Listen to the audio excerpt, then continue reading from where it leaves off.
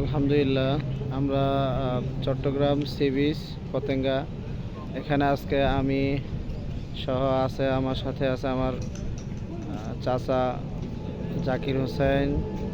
আলহামদুলিল্লাহ, ওর সাথে সফরে এসে আমি খুবই মুগ্ধ। তবে আমরা এখানে এসে যে আমাদের সামনে এই যে হোটেলটা দেখতে পাচ্ছেন, আমরা এখানে ফিশ ফ্রাই খাইলাম। তারপর হচ্ছে আপনার কি বলে পেঁয়াজু, আরও ইত্যাদি ইত্যাদি অনেকগুলো আইটেম খাইছি। আলহামদুলিল্লাহ, খুব সুন্দর এবং সুস্বাদু বানায়। ওনার বাড়ি হচ্ছে খুলনা।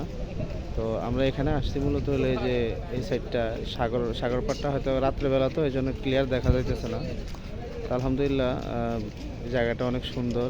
পতেঙ্গা জায়গাটা অনেক সুন্দর, আমরা সফর করছি, খুব সুন্দর লাগে রাত্রেবেলা।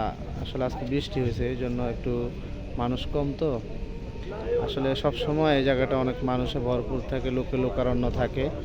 তো যারা যারা আসতে চান আসতে পারেন, জায়গাটা খুবই সুন্দর, খুবই দৃশ্যমান একটি জায়গা, মানুষ ঘোরার জন্য একটি সুন্দর একটি প্লেস।